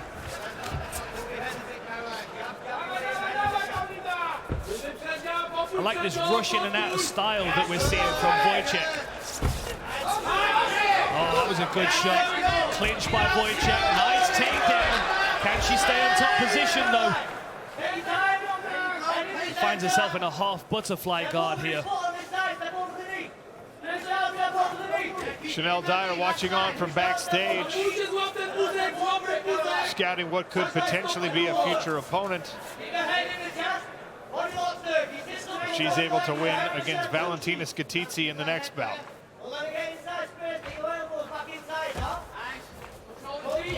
Nice space created there by Paulina. Good up kick. Yeah, got to be careful of those. Use this position. See Wojcik struggling to get around those long limbs, and Paulina keeps kicking. If she can hold Wojcik off at this distance, the referee will stand them back up. Oh, interesting here. Over platter attempt. She needs to turn the arm the opposite way, though, or pull it back for a triangle. Pinching the legs close to keep control of the left arm. Paulina Wisniewska not able to threaten that with a submission at this moment. It's an interesting tangled up position that Wojcik's got her arm in. Oh, now she passes. But can Paulina recover her guard here? She's fighting to get her legs inside. Oh, and another up kick. Use this position. Man, those heels are dangerous. He's fairly accurate with the up kicks and those hook kicks with the heel. Now Wisniewska pushes Wojcik against the smart cage barrier with about 2 minutes to work here in round 1. Yeah, this is interesting. I wonder if she's going to try and take this fight to the floor in any top position. Skittidze paying close attention. Valentina Skittidze, runner-up in last year's PFL Europe season. She'll fight Chanel Dyer next. There's a nice knee tossed up over the shoulder for Paulina Wisniewska. Good work pressuring in here from Paulina, using that head position, landing some knees. The groin.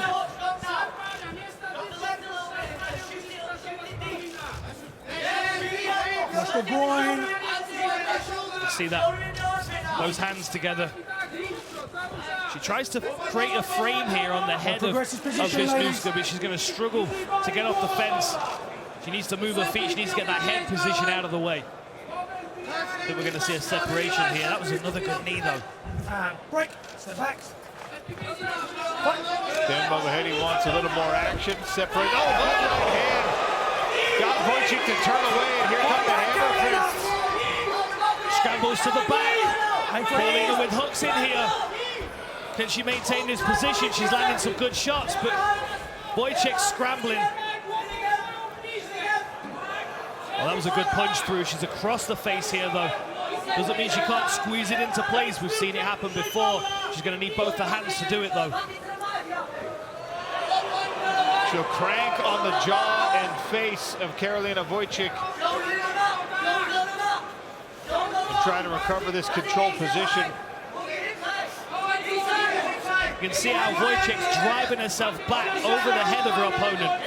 What Paulina really wants is to push her opponent down a little bit like she just did with the body triangle.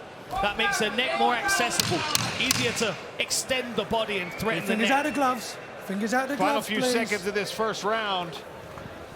Paulina Wiśniewska will finish on the back of 𝗘𝗨𝗥𝗢𝗣𝗘. That's October 19th. Tonight we've got playoff action here in PFL Europe season. Look at these vicious heels. Cracked her in the face there with that one.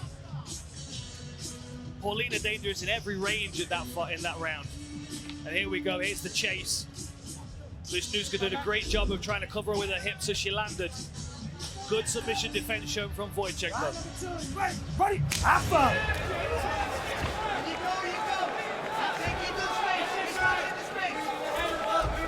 Oh, good movement there. Overextended her on that low kick.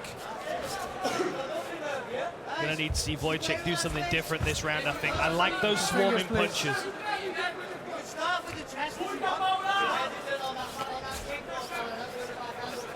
Wiśniewska tries the 1-2.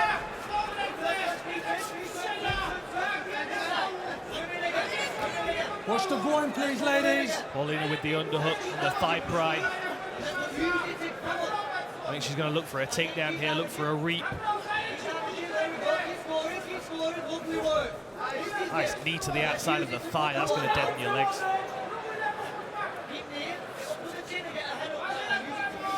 Got to progress here, please, ladies. Paulina trying to get herself into a better position to do something here. You can see her looking at the feet. She keeps throwing those knees in to stay active, but really she wants to start working for a takedown here, especially with the success that she had at the end of the first round. See a potential outside reap here. You've got to progress this position, ladies. Good frame built with the heel of the hand there for 𝗘𝗨𝗥𝗢𝗣𝗘. And now using the forearm, eliminate that head pressure from Paulina Wiśniewska.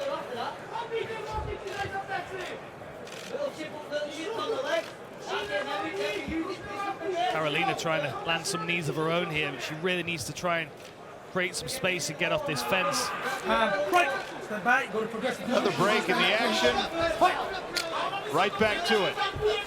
3 minutes left to work in round number 2. Oh man, that was a good shot from Paulina. Good short left in response from 𝗘𝗨𝗥𝗢𝗣𝗘. What do you make of the strategy here for Paulina Wiśniewska? Because she's having success when they're out at range striking, and it's her who's initiating. After they crash together, she'll grab a hold and push Wojciech back into the smart cage barrier, Dan. I think what she's trying to do is to control her opponent so she doesn't have to deal with the chaos of Carolina's game. Given the fact that she's so good at sprinting forward and throwing flurries of punches, it's kind of freezing Wiśniewska, and she's getting caught with shots that she's not happy about getting touched with. I think if she can take this fight to the floor, she feels like she can have a far more dominant performance against her opponent, but she's really struggling to make any kind of headway in this clinch. And I think it helps given the fact that Wojciech is shorter and more compact than her opponent here. Got to progress the position, ladies. Progress, please. Oh, double underhooks. Just for a moment there, Paulina made a mistake, but she's managed to dig her underhook back in, but it's allowed Carolina to reverse the position, and again they jockey. This is a much better position for Wiśniewska. Now she can start working on the legs with that body lock. She was able, after giving up the double unders, to pummel back in and regain double underhooks herself. Put Wojciech to the barrier.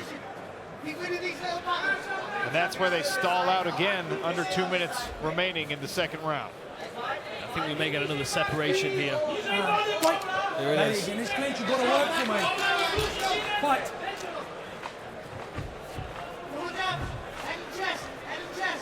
It's a long stance for Wojciech. I wonder if her legs are starting to get a little tired. All of these knees in the clinch. That was a good calf kick as well. Tried to return it, but Wisniewska comes crashing forward. Now she's in with head position. See if Paulina Wisniewska can keep her head in the jaw and neck of Karolina Wojcik. She separates, throws a flurry, and right back in. I like that. That was good energy. She needs to think about being a little more damaging here. I think she's winning this round, I do, but I feel like, you know, one clean exchange, a victory, a takedown, a knockdown from Wojcik could still steal this round, given the fact that it is so close. Let's progress here, please, ladies. Use this position. Some frustration on the face of Wojcik as well.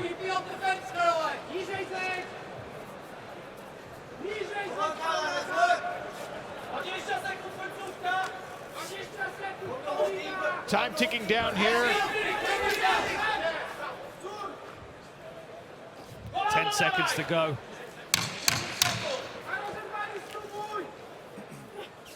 Paulina Wisniewska pushes Karolina Wojcik against the cage barrier for most of that round. Let's have a look at this. Nice calf kick there. Steps straight in with that short right hand right on the tip of the chin. That was a good punch from Wisniewska. See if we can see that from another angle. There it is. Man, it was just a little bit too low. Almost caught her underneath the chin. I'd like to see Paulina work at range a little bit this time around this fight. Third and final round of semi-final action. Winner of this fight advances to Lyon, France. Enjoy. And a women's flyweight championship opportunity. And again with the big punches. Wojcik's the one that closes here. Paulina digging for underhooks, drives her opponent to the fence. Wojcik able to get under that big combination. But it is Paulina Wisniewska who pushes this fight once again to the smart cage barrier. It was a good move from Wojcik there. She lowered her level against the fence to position her head underneath the chin, and it forced Wisniewska to break and throw strikes.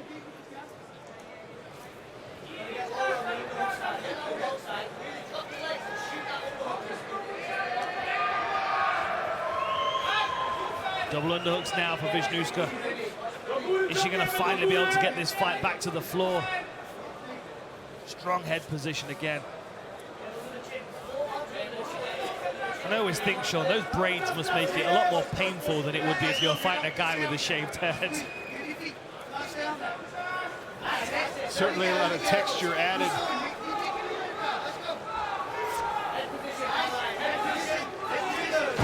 That was a strong move from Wojcik. Walked away off the fence. She's got her head and arm position here. Can she do something with it?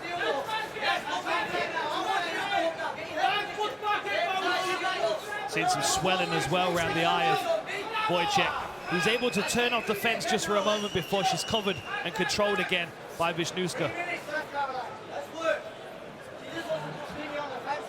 All right, let's progress here, please, ladies.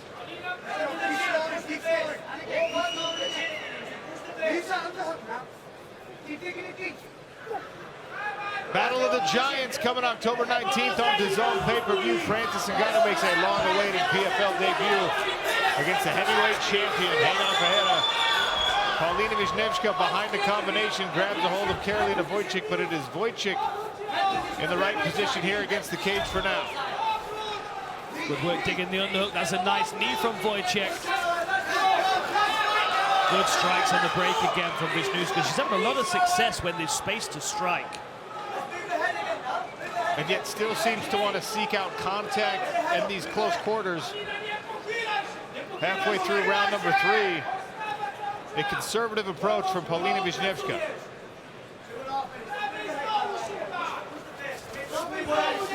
Able to sneak out and turns her again. Karolina needs to get herself into the center of the cage here. A lot of swelling now showing around the left eye of Karolina Wojcik.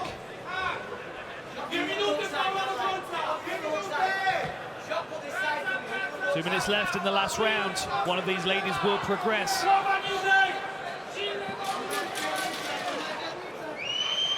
Paulina again, really trying with those double underhooks, but she's not able to have success even when she's able to establish. I think the low stature of her opponent is causing her problems that she would normally not encounter with taller opponents. And now they're broken. Wojciech's got to do something. 90 seconds here. She's got to let some shots go. Stay off the fence. She level changes again.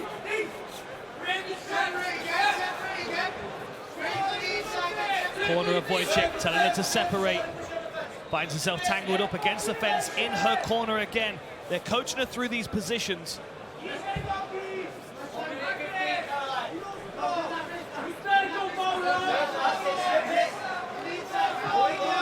Coming up on the final minute of this women's flyweight semifinal, winner advances to a championship bout against the winner of our next fight here in Glasgow, Scotland. 2 semifinals in each weight class, back-to-back. This is the first of 4 weight classes being decided. Where's the position in the cage? Fight.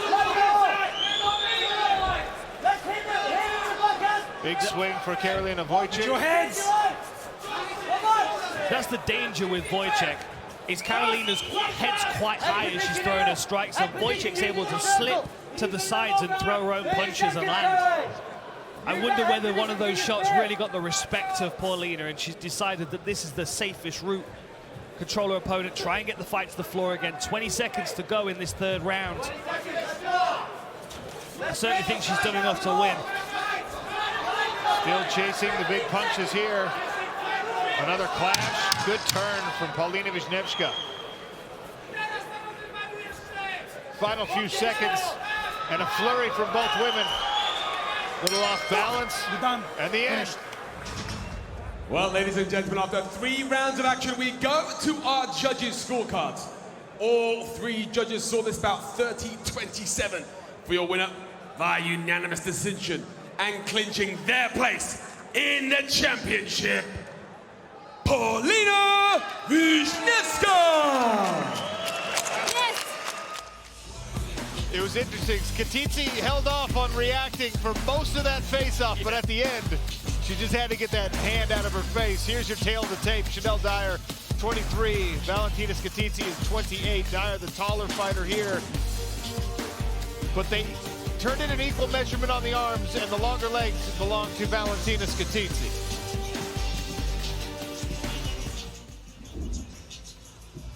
Keys to victory. So for Chanel Dyer, kicks after punches. She's excellent at throwing those kicks up there. You don't see them coming.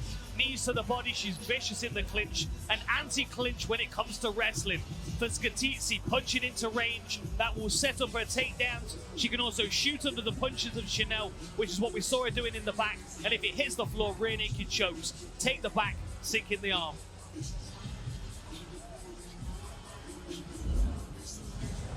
Ladies and gentlemen, this is a playoff bout in the women's flyweight division. Introducing first, fighting out of the blue corner.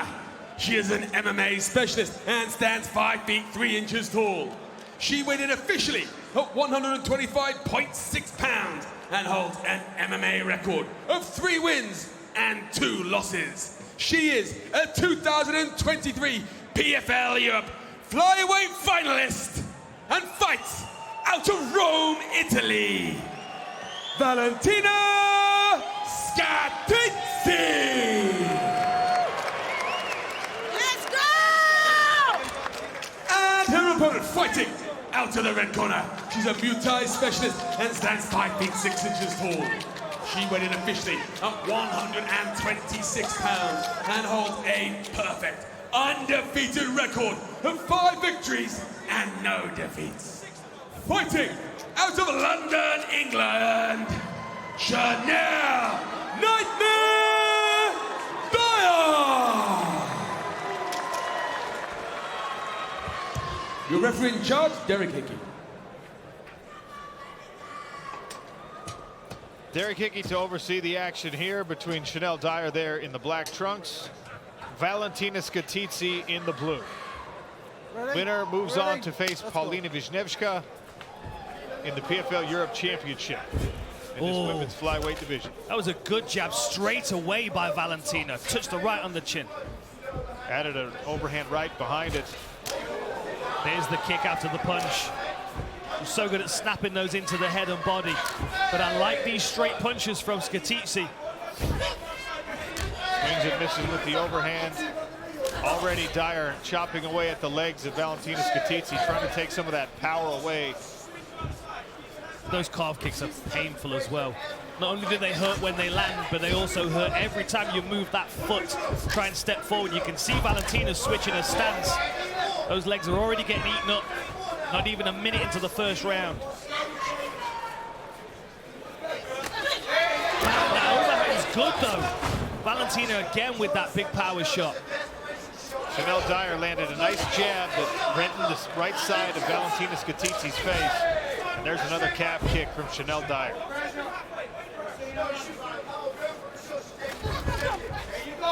I like this 𝗘𝗍𝗍 accounting very well for herself with this aggression, like you said, Dan.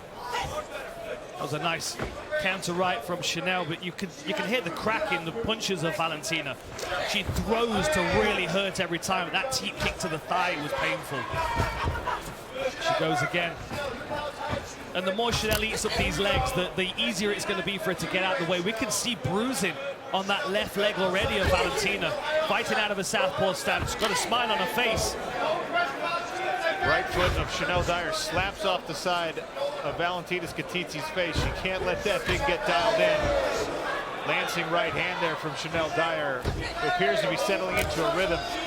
Landed a jab, then a calf kick. There's never any questioning of Valentina 𝗘𝗍𝗣𝗘's toughness. In last season's championship, her eye was completely closed. She wanted to keep fighting. Doctor would not allow it. Looking for that takedown, looking for that level change. Beautiful push kick to the face from Chanel Dyer. It's just sharp and crisp all the time, isn't it? You know, there's no wasted energy on what she does. And only 23 years of age, well ahead of the learning curve in the striking game.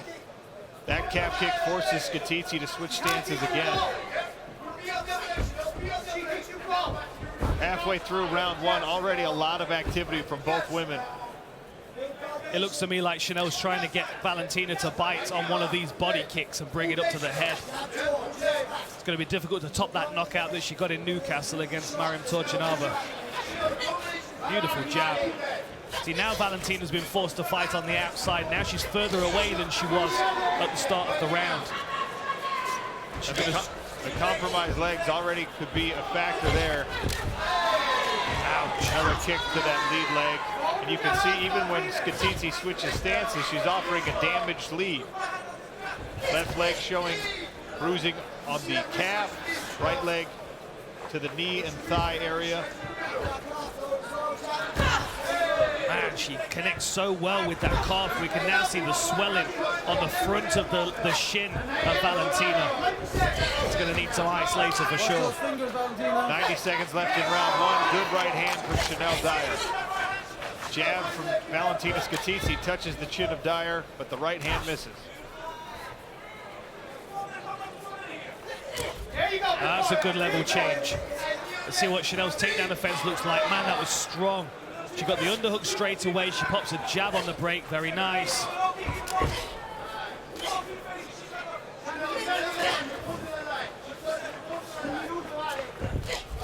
Level change attempt again. Great work by Chanel getting the hips away, but 𝗘𝗍𝗣𝗘 chases her down, puts her against the fence. The redness all up the backs of the legs, the sides of the calves of Valentina 𝗘𝗍𝗣𝗘. Great work by Dyer to build the frames necessary to get herself off the cage. The knee to the body in the clinch there. That changed the posture of Valentina. That knee to the body hurt her. I think she's struggling to breathe here.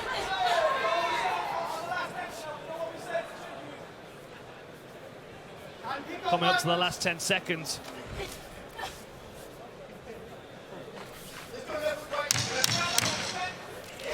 Charges in with the takedown, drives to the fence. Excellent balance by Chanel Dyer. That was an awesome entry from Valentina 𝗘𝗍𝗣𝗘. It does not. Let's have a look at this. So a couple of these jabs were getting through from 𝗘𝗍𝗣𝗘. She started out really well, closing distance, cracking punches over the top, countering those low kicks. but ultimately those low kicks start to get through, as well as some of the other shots from Chanel Dyer. Look how good she is at managing distance, puts the frame in the way, picks her off at long range with that right hand, and always is conscious of the space between her and her opponent. Never allows 𝗘𝗨𝗥𝗢𝗣𝗘 to get too close without thinking defensively. And these kicks, man, they were just so damaging. 2 in a row, inside, outside. Forces her opponent to switch her stance. And on the break every time, look, kicks after punches. She's so good at flowing into those kicks after a punching combination. Valentina 𝗘𝗨𝗥𝗢𝗣𝗘 getting ready for round 2. Chanel Dyer will be in the black trunks. Ready? Let's go. I think Valentina's going to really try and force the clinch in this round.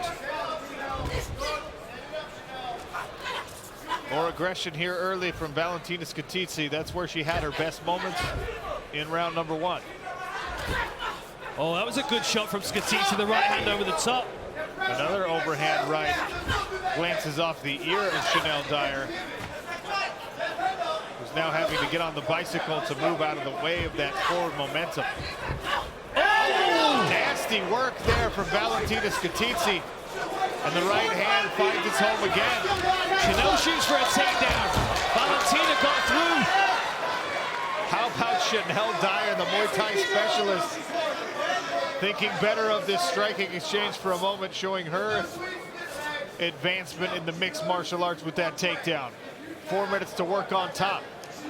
And you know that's going to give Valentina confidence, because now she feels like she can get to Chanel. She feels like she can hurt her. Looking for a Kimura here, but Chanel pulls her arm clear. Does she get back to the feet? Oh, close on the head kick. That's what ended the last fight for Chanel Dyer.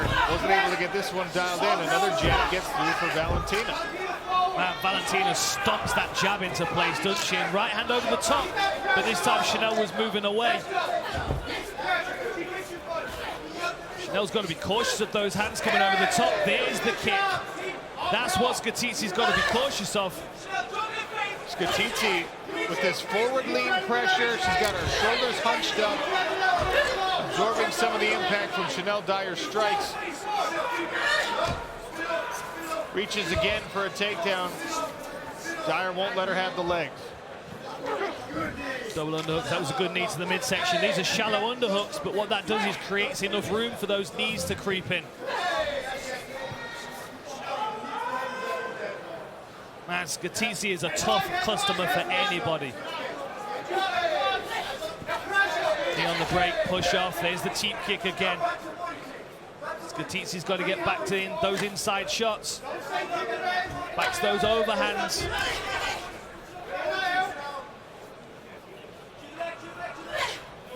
Nasty work on that lead leg again. Chanel Dyer's had to get away from that a little bit because she's been on the defensive. Half a round left to work for both. Oh! Right hand sneaks through and somehow 𝗘𝗨𝗥𝗢𝗘𝗘. Man, that was the best punch of the fight so far from Chanel Dyer. She really followed through with that punch. It's incredible that 𝗘𝗨𝗥𝗢𝗣𝗘's just pushing forward still. Shoulders shrugged, as you said, Sean.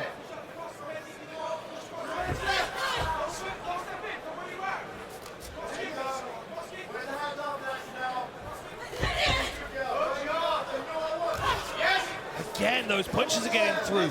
The determination of 𝗘𝗨𝗥𝗢𝗣𝗘 is starting to pay off here in this round. No motive from the Italian. Oh, big combo. Left hand and a right hook from Valentina 𝗘𝗨𝗥𝗢𝗣𝗘, who's in the southpaw stance for now. And Chanel's punching down to her opponent, which is leaving her chin exposed. She's not tucked up enough in the pocket when 𝗘𝗨𝗥𝗢𝗣𝗘's coming over the top with those big shots. And 𝗘𝗨𝗥𝗢𝗣𝗘's starting to gain in confidence here. Even she's even having a confidence boost off the success she does defensively. There's that kick. She's got to be careful of that. That'll take your head off. Some deep press from Chanel, who takes another big right hand. Returns a left hook. Valentina 𝗘𝗨𝗥𝗢𝗘. Both women putting chins on display with a minute left to go in round 2.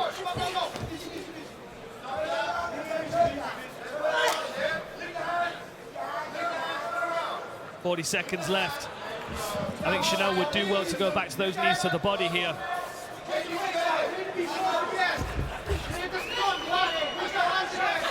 And some deep breaths from Chanel as well. She's really being forced to dig deep in this fight. We can see some swelling next to her eye as well.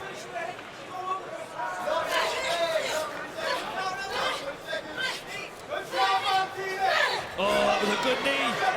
Reached for the head, brought it right down onto her own knee. Chanel switch with the leap. 𝗘𝗨𝗥𝗢𝗣𝗘. How did she eat that? Is made of something else. What? Fantastic photo. We're gonna have to get that posted on social media so everyone can see that photo. That was a great recovery takedown there from Chanel. Doesn't really want to be on the ground, but needed that.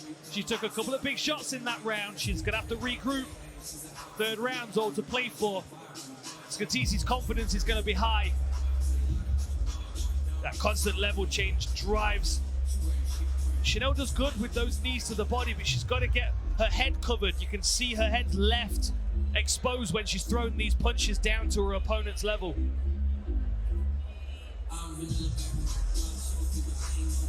There it is again, look, she climbs forward. It's like freestyle swimming the way that she comes over with those left hands.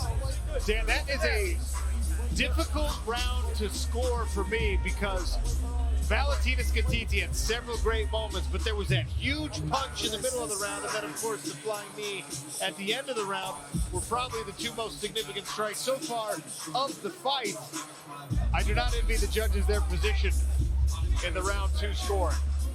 One last round to go, 5 more minutes between Valentina 𝗘𝗨𝗥𝗢𝗣𝗘 in the blue and Chanel Dyer in the black. High stakes here as the winner will move on to Lyon, France on December 14th for a fight against Paulina Višnevska for $100,000 in a PFL Europe Belt. There she is, coming off a decision victory. Paulina Višnevska looking on with great interest as she will face the winner. And again, the aggression to start things from Valentina 𝗘𝗨𝗥𝗢𝗣𝗘.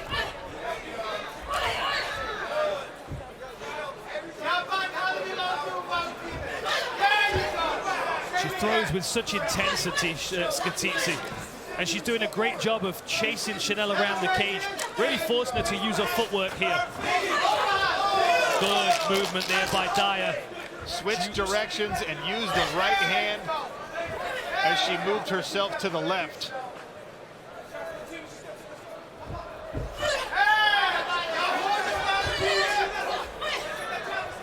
The other thing that's challenging as well for Dyer as well is that these punches aren't coming through the regular trajectories from 𝗘𝗨𝗥𝗢𝗘. They're coming over the top and around the sides. That jab's coming up through her guard. It's a very unusual punch, but Dyer's getting clipped with that. She's being really forced to use her footwork and stay mobile here. That was a good knee to the body, though. Oh, and a front kick as well. We saw that land in the first round. Didn't have an opportunity in the second. Good jab again from 𝗘𝗨𝗥𝗢𝗘.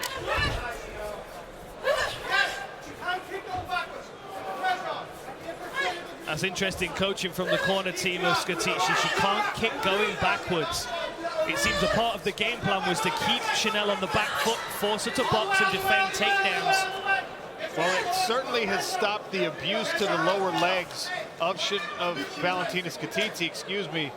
It looked like early in this fight, Dan, that was going to be a serious problem for the Italian. But the stylistic change, the strategic change has protected those low cats.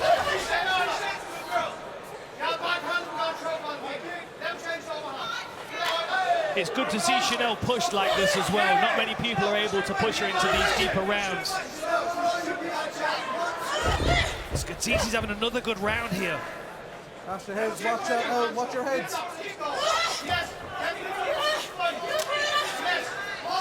And no matter who wins, we're going to need some ice buckets for these ladies. Look at the forehead of Valentina 𝗘𝗨𝗥𝗢𝗘. That body shot hurt again. I think 𝗘𝗨𝗥𝗢𝗘's been hurt a couple of times to the body in this fight. I think she's hit it very well.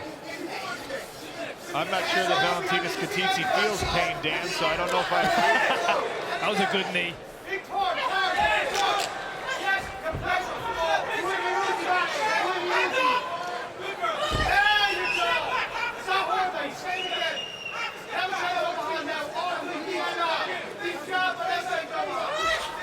trying to counter shot, trying to counter with that right hand as 𝗘𝗨𝗥𝗢𝗣𝗑𝗠 swinging and missing.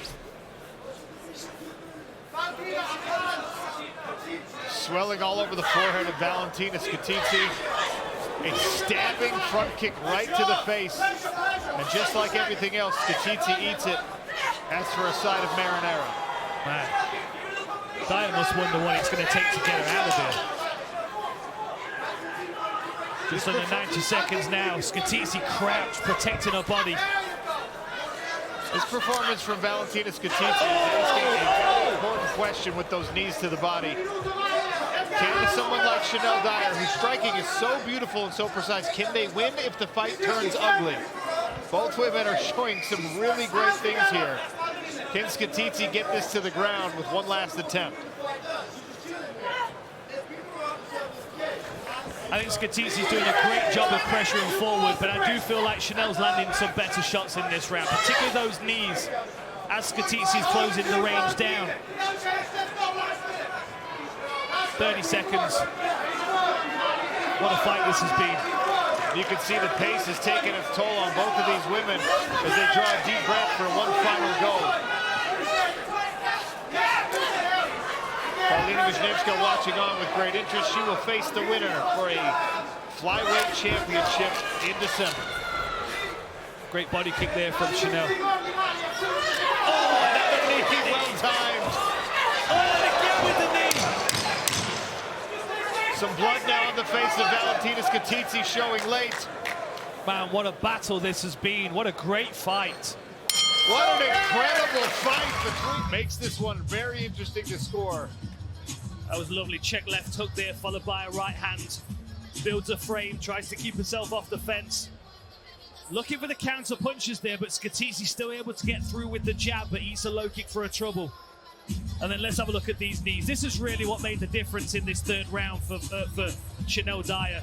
She was so close with some of these knees, but great at getting inside the pocket and building frames so she wasn't dealing with too many takedowns. Derek Hickey's well, got... ladies and gentlemen, after 3 rounds of action, we go to the judges' scorecard. Judge Dara Black scores about 28-29 for 𝗘𝗣𝗅. Judge Wes Brown scores about 29-28 for Dyer. And Judge Daryl Ransom scores about 29-28 for your winner via split decision and clinching their place in the championship, Chanel Dyer! Chanel Dyer on to Lyon, France. Disappointment on the face of Valentina 𝗘𝗣𝗅, a split decision victory. And with that decision, your women's flyweight semifinals are over. The championship bout is set. Chanel Dyer representing England, Paulina ภิžņevska representing Poland. $100,000 PFL Europe Championship will be contested between these two women.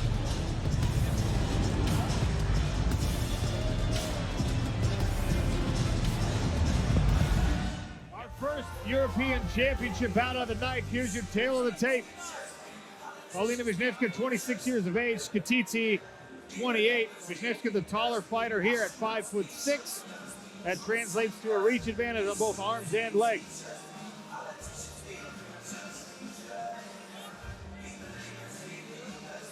Keys to victory for the championship for Paulina. She's got to use that reach advantage, but invest in low kicks to try and slow Valentina down with that aggression. And if she's dealing with that aggression, knees to the body will be valuable as well. For Valentina 𝗘𝗣𝗅, set the pace.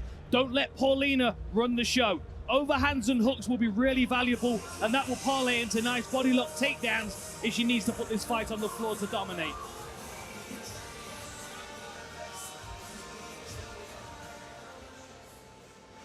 Ladies and gentlemen, this is our first championship bout of the night, and it's for the PFL Europe Women's Flyweight Championship. Introducing first, fighting out of the blue corner. She is an MMA specialist and stands 5 feet 3 inches tall. She weighed in officially at 125 pounds and carries an even record of 3 wins and 3 defeats. She is a former PFL Europe finalist and fights out of Rome, Italy. Valentina 𝗟𝗘𝗔𝗚𝗨𝗘.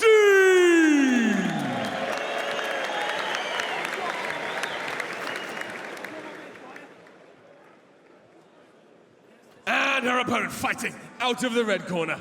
She is an MMA specialist and stands 5 feet 6 inches tall.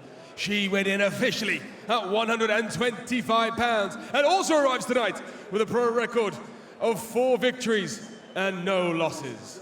Following a 28-fight amateur career, she fights out of Ostrava, Poland, Paulina Wisniewska.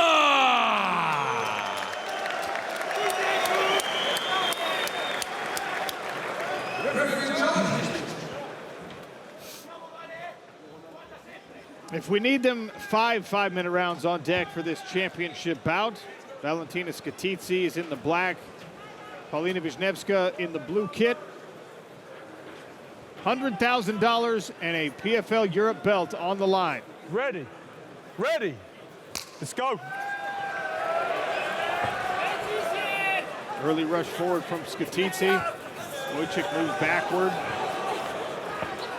Now big clinch. Oh, that knee hurts 𝗟𝗘𝗔𝗚𝗨𝗘 early. Paulina Wisniewska with the right hands as 𝗟𝗘𝗔𝗚𝗨𝗘 tries to build the base. She is not all the way there. And Rich Mitchell has already seen enough. Paulina Wisniewska in 32 seconds to the protest of Valentina 𝗟𝗘𝗟𝗨𝗘. So you can see she gets hit with a couple of shots, and then she's going to eat this knee, and that puts her down. And as she's trying to get up here, you can see Paulina gets that right hook in, and she's landing shot after shot. And Valentina just can't build up. She's being told to move, but she's stuck in a position taking shots. Big knee here, straight at that center line. Bam, right on the chin. You can see for a moment Valentina just goes completely limp. Now this is where she's going to try to build up, and Paulina's going to lace that right leg in, that near side hook. And Valentina, she's trying to do something, but she's taking shots. She's not exactly conscious of what's going on, but she's trying to build up under pressure. And Wisniewska triumphant.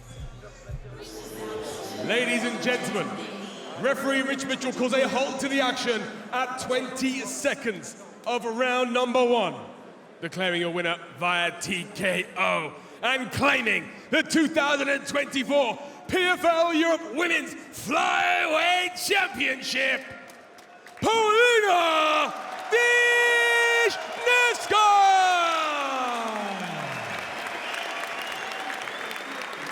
An emotional Paulina Wisniewska takes the belt, and now the check